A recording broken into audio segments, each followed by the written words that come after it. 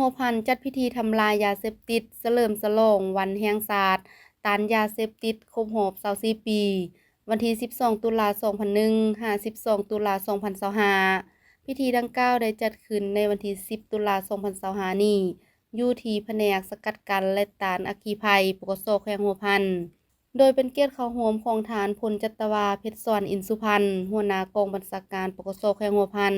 รองประธานคณะกรรมการควบคุมสกัดกั้นและต้านยาเสพติดขันแข้งมีบรรดาแผนกการเกี่ยวข้องประชาชนอมคางเทศบาลเมืองสำเนือตลอดฮอดครูอาจารย์และน้องนักเรียนเข้าร่วมในพิธีได้พร้อมกันย่างออกกำลังกายอ้อมขอบเขตตัวเมืองสำเนือเพื่อสุขภาพปลุกระดมให้ประชาชนสาวนุ่มวัยนุ่มรับรู้ผลหายของยาเสพติดทั้งเป็นการโฆษณาให้ปวงชนรับรู้เกี่ยวกับวันดังกล่าวโอกาสนี้ฐานพลจัตวาเพชรสอนอินสุพรรณยังได้ปาฐกถาเนื่องในโอกาสวันแห่งชาติต้านยาเสพติดครบรอบ24ปีซึ่งได้ยกให้เห็นสภาพการระบาดของยาเสพติดที่แพร่ลามอย่างกว้างขวางเป็นภัยอันตรายคุกคามถึงความมั่นคงของชาติบ้านเมืองและสังคมปัญหานี้กดน่วงทวงดึง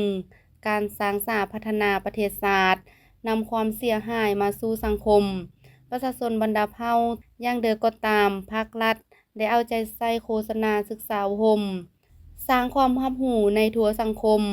ด้วยหลายรูปการเพื่อปลูกจิตสำนึกให้ประชาชนลาวทุกสันคนเห็นได้ถึงพิษภัยผลหายของยาเสพติดรับรู้เข้าใจระเบียบกฎหมายที่พัวพันกับยาเสพติดปลุกระดมคนควายให้เข้าใจตื่นตัวสมัครใจและมีส่วนร่วมในเวียกงานสกัดกั้นและแก้ไขปัญหายาเสพติดให้หมดไปเทื่อละกาวใน1ปีผ่านมาทั่วแขวงหัวพันมีคดียาเสพติดเกิดขึ้นทั้งหมด151เรื่องมีผู้ถูกฆ่า203คนยิง10คนคนต่างประเทศ5คนยึดของกลางยาเสพติดประเภทยาบาได้ 28,679 เม็ดเฮโรอีน9แถงและ28ห่อ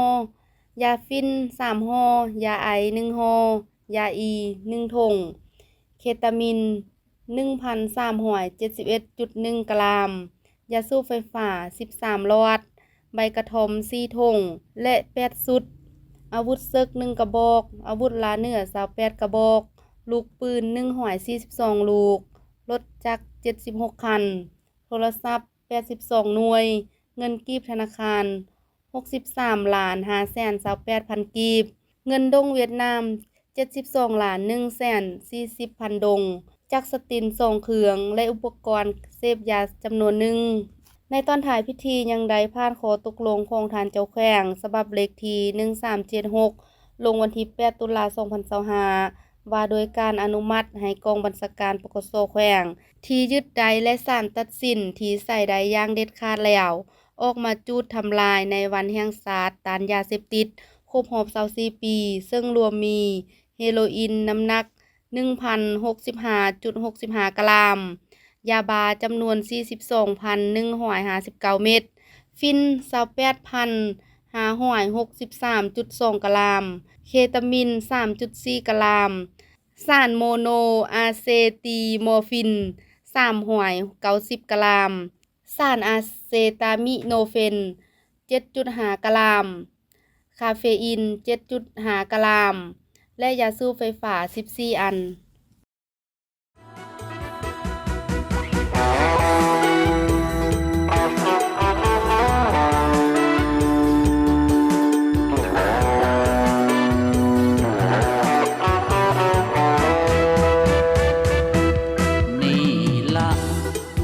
คืออุบาทอยู่ในสัง